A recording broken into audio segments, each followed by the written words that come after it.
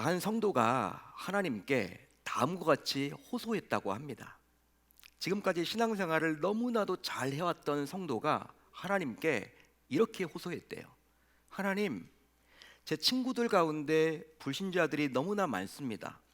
그런데 그 친구들을 잘 보게 되면 세상에서 너무나 잘 풀려요. 너무나 행복하게 살아가는 것 같습니다.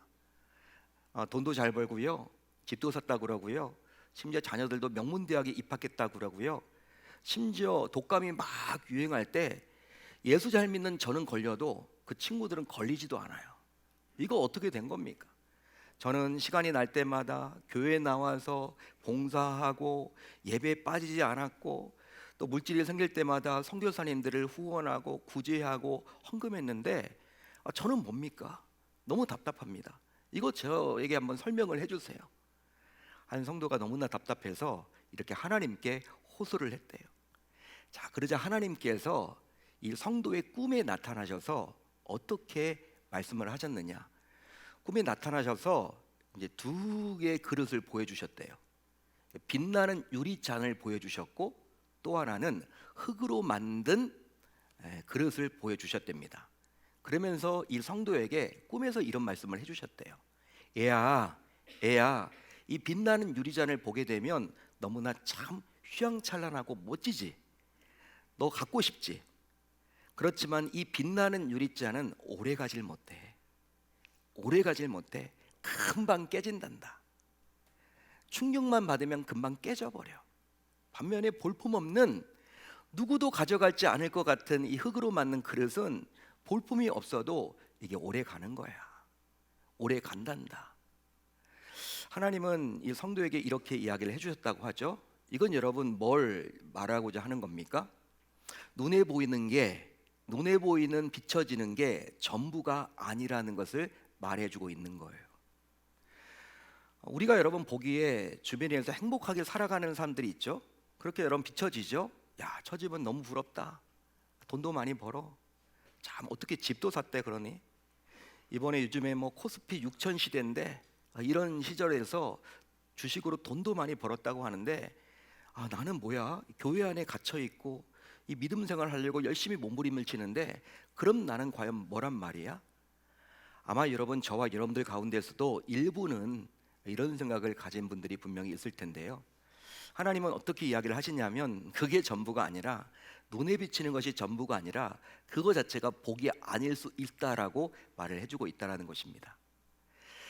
그렇다면 이제 여러분은 제가 드리는 질문에 정직하게 한번 답변을 해주시면 좋을 것 같아요. 여러분 잘 들어보세요. 하나님을 안 믿는 사람이 더 잘 사는 것처럼 보일 때 혹시 여러분들은 마음이 불편한 적이 있으셨나요? 나는 정말 누구보다도 예수 잘 믿으려고 몸부림을 쳐. 나보다도 예수의 옛자도 모르는 누군가가 훨씬 잘 나가, 훨씬 잘 살아, 부유해, 평안해, 행복하게 보여. 자녀도 축복을 받은 것 같아. 여러분, 그럴 때 혹시 마음이 불편하고 좀 마음이 혼란스럽고 속상한 적은 없으셨습니까? 오늘은 그 내용을 한번 다뤄보려고 합니다. 오늘 우리가 살펴볼 시편 73편의 표제어를 보게 되면요, 여러분, 표제어는 뭐냐면 시편에서 항상 73편 1절 위에 나와 있는 게 표제어입니다. 가로가 있죠 여러분. 그 가운데에 담겨 있는 게 바로 표제어예요. 73편 1절 위에는 어떻게 여러분 쓰여져 있습니까? 아삽의 시라고 쓰여져 있죠. 따라서 시편 73편은 다윗의 시편이 아니라 누구의 시편이에요? 아삽이란 인물의 시편입니다. 아삽은 다윗 시대에 세워진 대표적인 찬양 인도자로서 그의 가문은요, 솔로몬 시대까지 이어지며 성전 예배를 잘 섬겼다고 합니다. 당시 아삽은 찬양을 통해서 자기의 신앙 고백과 하나님의 말씀을 선포했던 예배 인도자였어요. 따라서 그의 찬양은 노래만이 아니라 하나님을 향한 신앙 고백이었고 심지어 간증이었다라고 말할 수 있는 거예요. 단순히 여러분 노래가 아니었다라는 것이죠. 그런데 그런 아삽이 큰 시험에 빠졌다라고 다음과 같이 고백합니다. 나 지금 시험 받았어. 나 시험 당했어. 시험에 지금 빠졌어. 이렇게 지금 고백을 해요. 나는 거의 넘어질 뻔하였고 나의 걸음이 미끄러질 뻔하였으니 이는 내가 악인의 형통함을 보고 오만한 자를 질투하였음이로다. 자, 그렇다면 당시 아삽이 당한 시험은 과연 뭐였을까요? 아삽이 당한 시험은 과연 뭐였을까요? 그것은 바로 악인이 세상에서 너무나도 잘 나가고 성공하며 살아가는 데에서 오는 시험이었습니다. 당시 아삽의 눈에 보였던 악인의 형통은 신앙인으로서 아삽이 봤을 때 전혀 이해가 안 되는 거예요. 머리를 굴려봐도 이거 말이 안 되는 겁니다. 도저히 이해가 안 되는 거죠. 아니, 하나님 잘 믿는 사람들이 형통하게 돼야지. 하나님 잘 믿고 섬기는 자들이 이 땅에서도 잘 먹고 잘 살아야 하는 것이지, 그게 아니라 하나님을 부정하고 부인하고 없다 하고 하나님을 멀리 떠나 있는, 믿지 않으려고 하는 그 악인들, 어떻게 그들이 세상에서 잘 먹고 잘 살아서 있느냐? 거기에서 오는 시험이었어요. 거기에서 오는 시험이었습니다. 자, 그러면 아삽이 바라본 당시 악인의 형통은 과연 뭐였을까요? 여러분, 악인의 형통은 뭐였죠? 오늘 말씀에 잘 나와 있습니다. 집에 가셔서 여러분들이 1절부터 자세히 읽어보시길 바랍니다. 여러분, 아삽이 당시 어떤 형통을 이렇게 가지고 있었냐면 돈도 잘 벌었어. 돈을 잘 벌었어. 그리고 세상에 온갖 힘을 가졌어. 죽을 때에도 고통이 없어. 재앙을 당하는 자들도 없는 것 같았고 병에도 잘 걸리지 않을 만큼 건강합니다. 모든 걸 다 가진 것처럼 보여져요. 그뿐만이 아니라 인성은 정말 얼마나 여러분이 악인다운지 몰라요. 그래서 교만과 광포가 그들의 옷이었으며 자기보다 못한 자들을 자꾸 멸시하고 능욕한 만들을 입에 달고 살았고 심지어 하나님까지 멸시하고 무시하며 대놓고 부정했습니다. 그들의 모습이었어요. 자, 그런데 이런 악인의 형통한 모습과 자기의 처지를 비교하면서 이제 아삽이 스스로 시험에서 헤어나오질 못했던 것이죠. 근데 그 이유가 14절에 잘 나와요. 자, 14절을 제가 읽어드릴게요. 나는 종일 재난을 당하며 아침마다 징벌을 받았도다.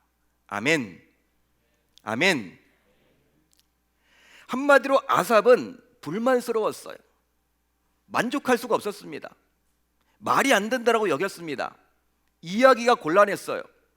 즉, 악인은 세상에서 인정받고 성공하면서 살아가는 데 반해서 왜 신자인 자신은 제대로 살려고 노력하지만 그 노력만큼 살지 못하고 오히려 재난을 당하고 더 나아가 징벌을 받아서 힘겹게 이 땅에서 허겁지겁 살아가야 하는지 도저히 이해할 수가 없었던 거예요. 어쩌면 오늘 이곳에서 말씀을 듣는 여러분들 가운데에서도 아삽과 같은 심정을 가진 분들이 행여나 계실지 모르겠습니다. 도대체 왜 나는 이런 모습으로 오늘도 힘겹게 살아가야만 하는지 자신의 처지를 바라보면서 고개를 젓는 분들 말이죠. 나는 뭐야? 나는 정말 예수님 제대로 믿으려고 몸부림을 치는데 왜 이렇게 일이 잘 풀리지 않는 거지? 예수의 옛자를 모르는 주변 친구들은 잘 나간단 말이에요. 뭐 집도 샀다 그러고 뭐 주가도 올라갔다 그러고 심지어 자녀들도 막 좋은 대학에 가고 여러분 건강하고 나는 여러분 항상 건강해도 이렇게 건강 자신도 없는데 그런 친구들은 뭐 잘 한단 말이에요. 그런 거 바라보면서 속상하죠. 이건 과연 뭐지? 나는 이거 어떻게 해야 되는 거지? 혹시 여러분들 가운데 그런 마음을 가진 분들이 계시지 않습니까? 자, 그러다 보니 성도 가운데 일부는요, 오랫동안 신앙생활을 잘 해왔지만 그동안 해왔던 그런 모습이 바보처럼 느껴져서 어느 순간 신앙생활을 잘하고 싶은 마음이 아예 사라져 버리기도 한다라는 거예요.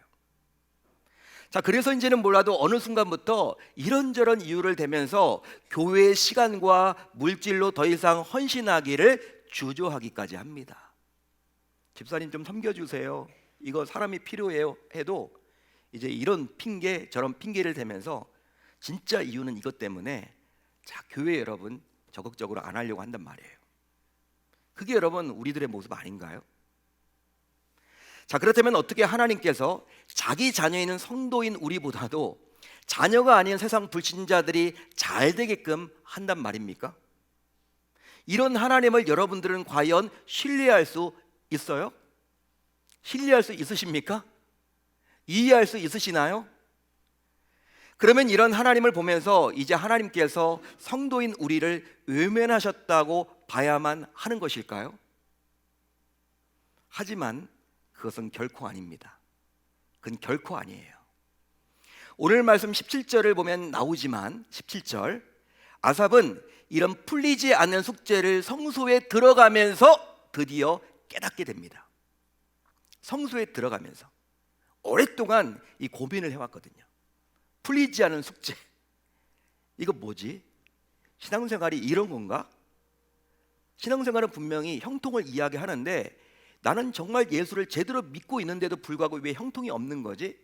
세상 불신자들이 훨씬 잘난 것처럼 보인단 말이에요. 오랫동안 고민을 해왔는데 이 아삽이 성소에 올라가면서 들어가면서 드디어 풀려졌어요. 그때 깨달았던 내용이 바로 오늘 말씀 18절부터 19절입니다. 자, 18절 19절을 한번 천천히 같이 읽어봅니다. 시작. 주께서 참으로 그들을 미끄러운 곳에 두시며 파멸에 던지시니 그들이 어찌하여 그리 갑자기 황폐되었는가 놀랄 정도로 그들은 전멸하였나이다. 아멘.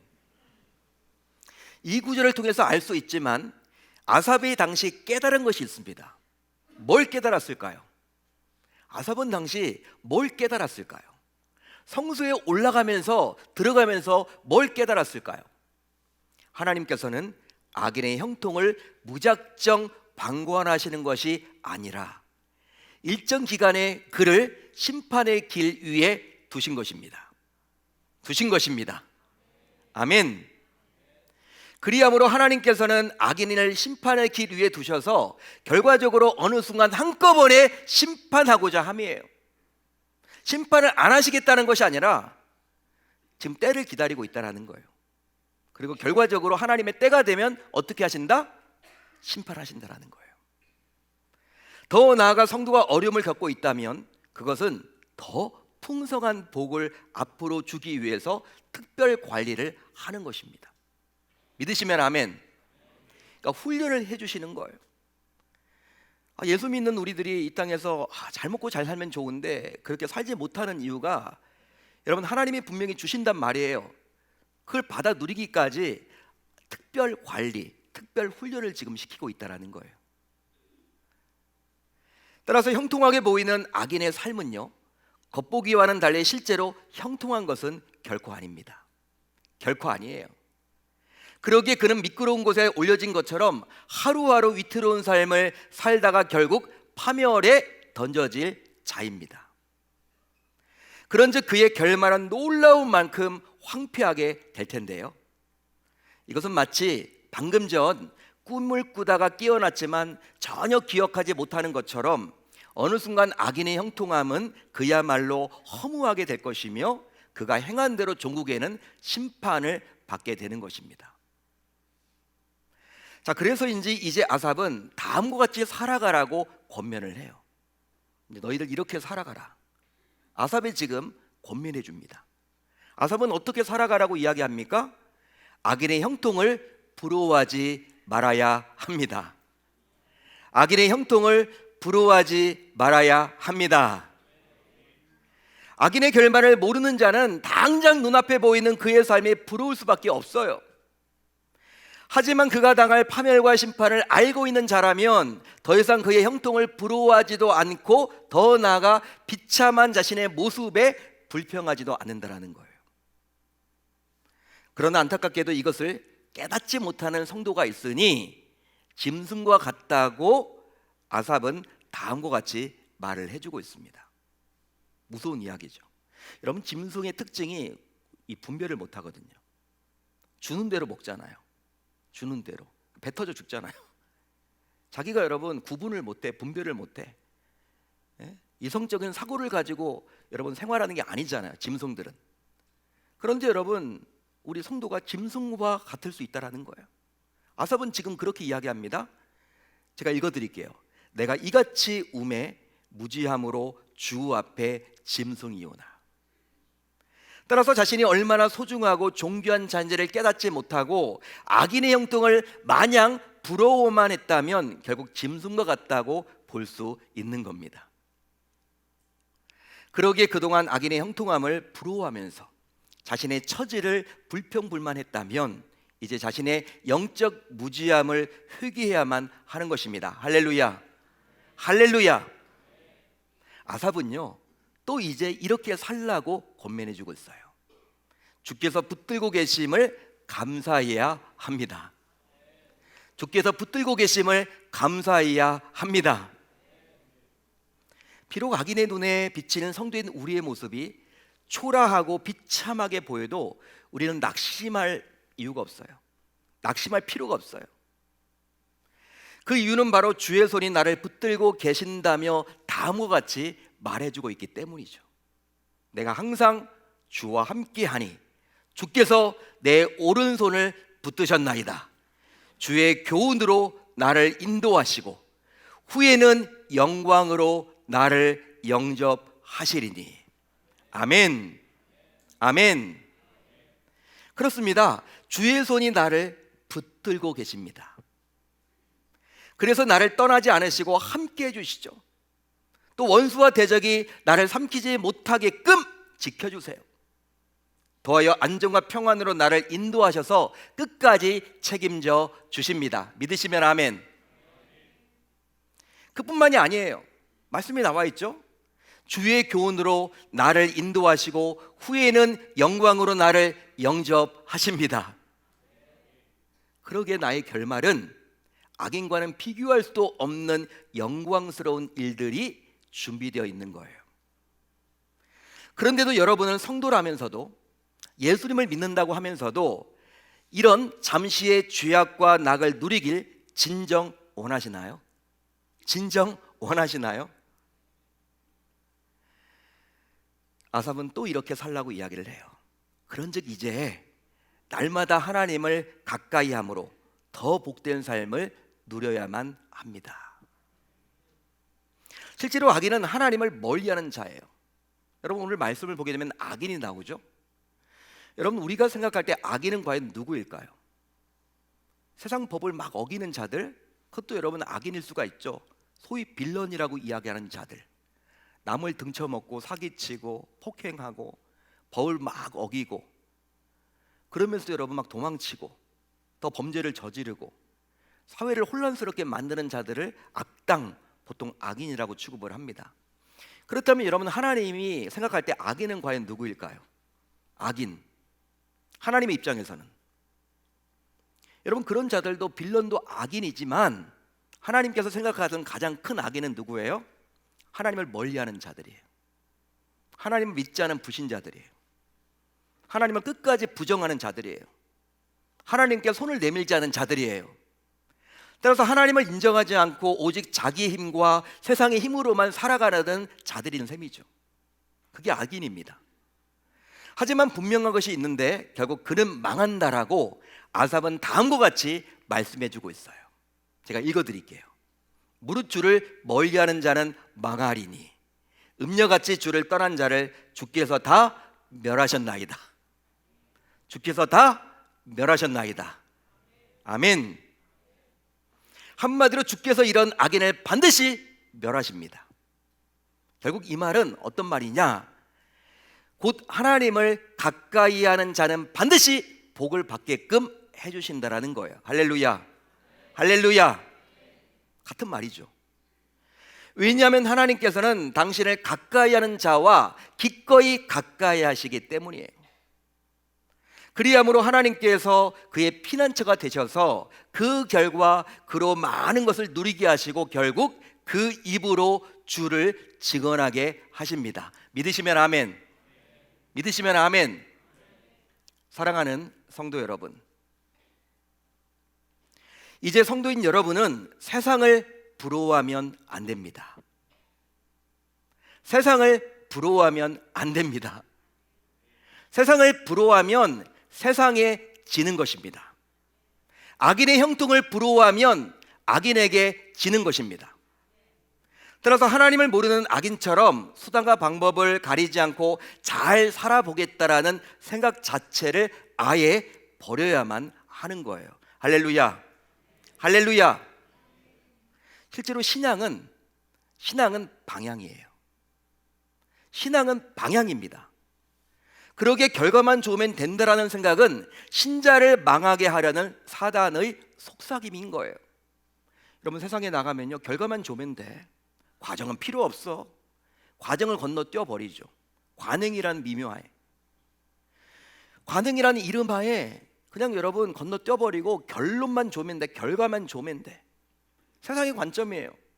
그렇지만 신앙은 그게 아니라는 거예요. 하나님 그걸 원하는 게 아니에요. 더하여 악인은 바람에 나는 겨와 같습니다. 그래서인지 그의 결말은 흩어지며 결국 흔적도 없이 사라지는 것이죠. 그런데도 여러분은 여전히 악인의 형통을 부러워하시겠습니까? 여전히 악인의 형통을 부러워하시겠습니까?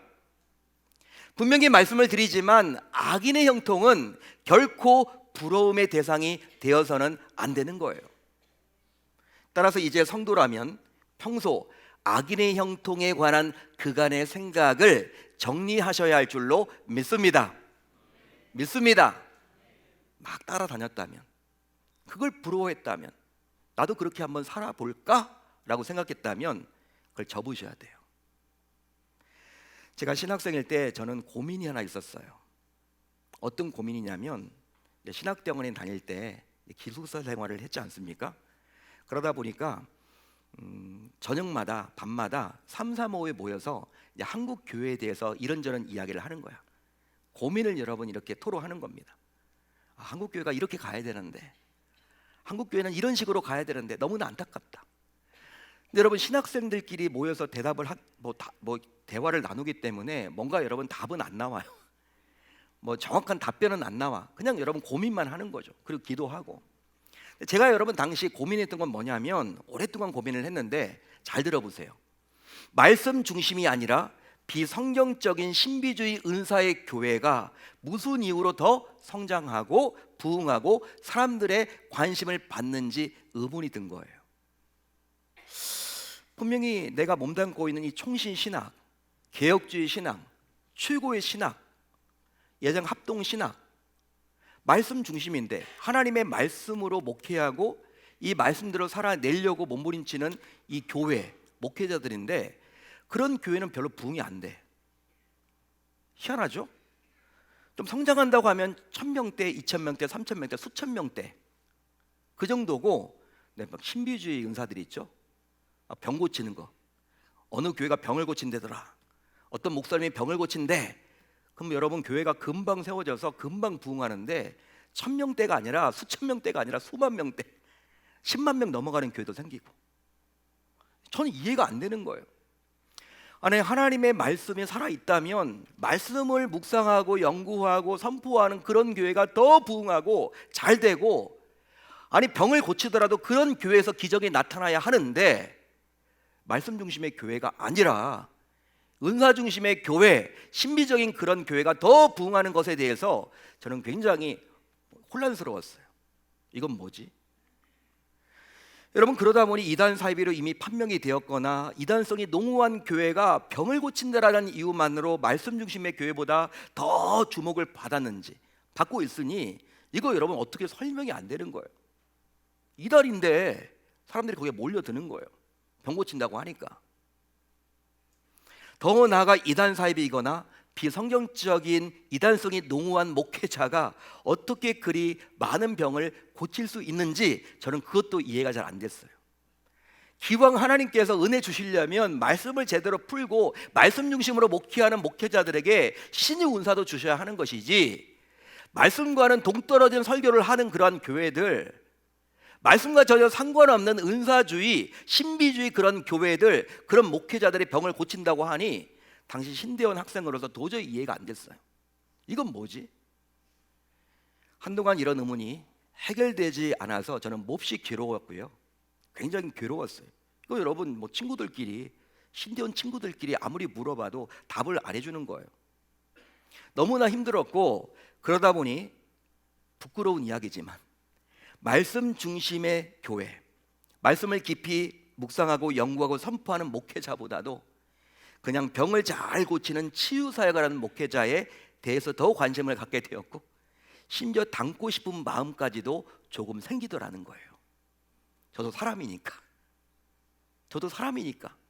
목회를 하고 있는데, 말씀 중심의 신학교에 와 있는데 한국교 현실을 바라보니까 말씀 중심이 아닌 것 같아.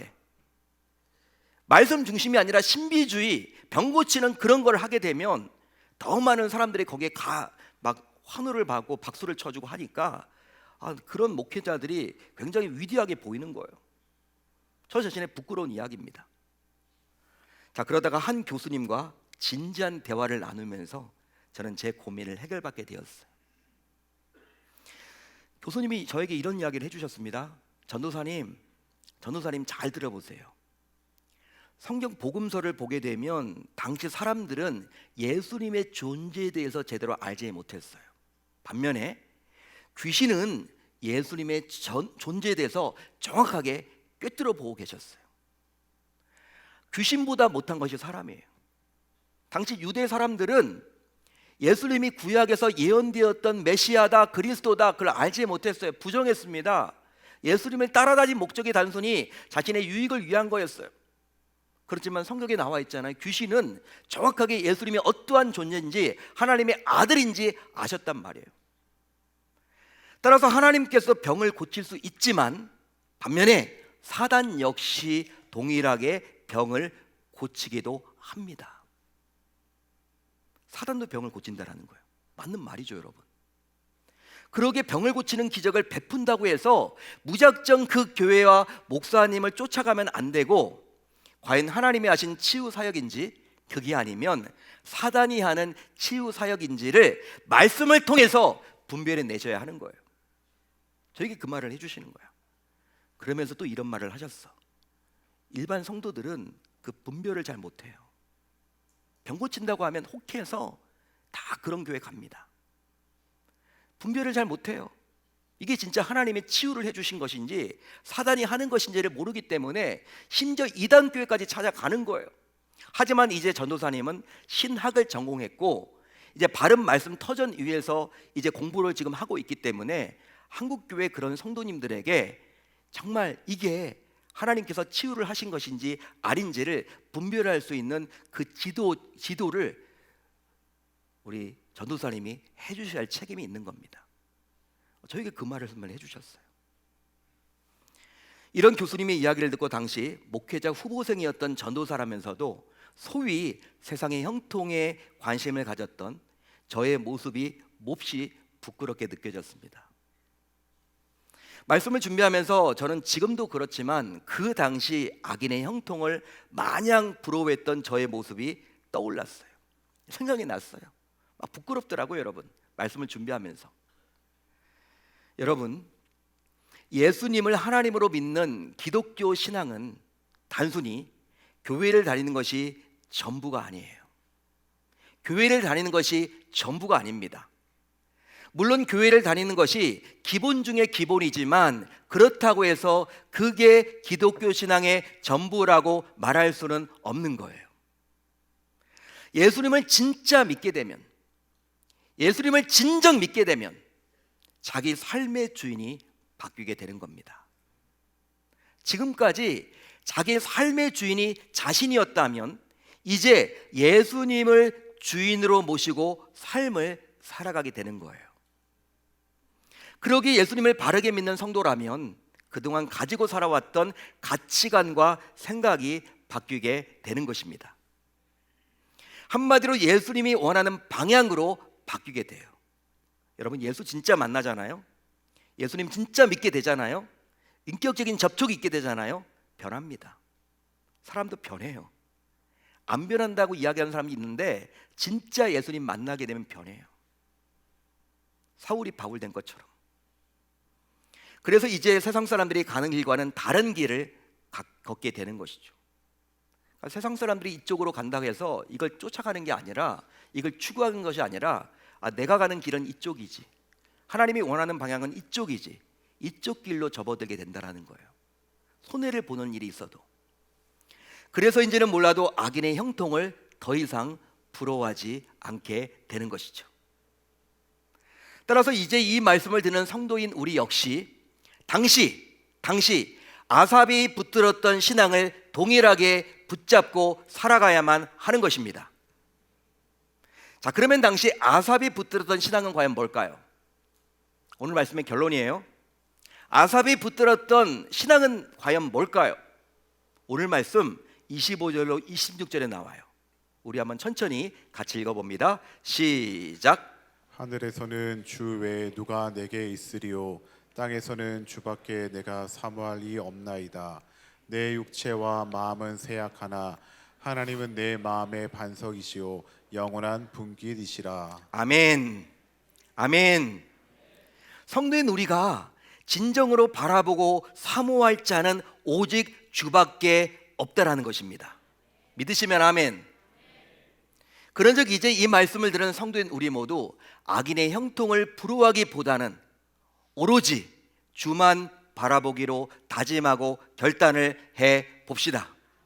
오로지 주만 바라보기로 다짐하고 결단을 해 봅시다. 악인의 형통을 바라보지 마시고 오로지 주만 바라보기로 다짐하고 결단을 해 봅시다. 왜 그렇습니까? 그게 우리가 살아갈 방향이기 때문이에요. 아삽을 통해서 우리에게 지금 하나님께서 말씀해주고 있기 때문이에요. 그게 살 길이라는 거예요. 그 결과 주님을 향한 일편당심을 고백함으로 말미암아 결국 우리 주님으로부터 상을 받아 누리는 행복한 인생을 모두 다 사셔야 할 줄 우리 주님의 이름으로 축원합니다. 3월이 되었습니다. 3월 한 달 동안에 세상을 바라보고 부럽다. 여러분, 우리나라 용어부터 고쳐야 돼. 우리는 부자를 가리켜서 무조건 잘 산대요. 그럼 부유한 거예요. 잘 살지 안 살지 몰라. 예? 그게 여러분 진짜 잘 사는 겁니까? 잘 살지 안 살지 몰라. 우리나라 용어부터 바뀌어야 돼. 악인을 바라보면서. 여러분, 저는 진짜 부러운 사람이 있긴 있어요. 누가 부럽느냐? 예수를 진짜 제대로 잘 믿어서 몇 대째 여러분 믿는데 자녀들도 여러분 이렇게 예수 잘 믿어. 누구 하나 여러분 이렇게 빗나가지 않고 다 잘 믿어. 몇 대째 믿는데 이런 베풀기를 너무 좋아해서 또 하나님이 주신 그 불을 가지고 마음껏 교회를 섬기고 선교사님들을 섬기는 그런 가정들을 볼 때면요, 진짜 목사지만 부러워. 그런 가정은 부럽습니다. 그런데 진짜 세상에서 잘 나가, 유명 인사야, 돈도 많아, 힘도 있어, 권력도 있어, 명예도 있어, 자녀들도 정말 명문대학에 다. 근데 교회를 안 다녀. 하나님 부정해. 신앙생활은 엉망이야. 저는 그런 가정들은 하나도 안 부러워요. 여러분들은 어떻습니까? 여러분, 세상을 바라보면 끝이 없어요. 여러분, 우리의 시선이 어디에 가 있느냐에 따라서 우리가 달라지죠. 이제 3월 봄이 되었습니다. 우리가 무엇에 심어야 할까요? 세상에 심는 것도 필요하긴 해요. 그렇지만 그게 전부여서는 곤란합니다. 정말 오직 주만 바라볼 뿐이에요. 오직 주만 바라보는 것이 우리의 소망이요, 우리의 기대가 될 때 우리의 인생이 지금은 보잘것없이 보이는 것처럼 보일지언정 그게 전부가 아니라 반드시 하나님의 때가 되면 하나님은 우리를 영광스럽게 영접해 주신다라고 말씀해 주고 있으니 그 말씀 붙들고 승리하며 달려 나아가는 저와 여러분들이 다 되실 수 있기를 우리 주님의 이름으로 축원합니다.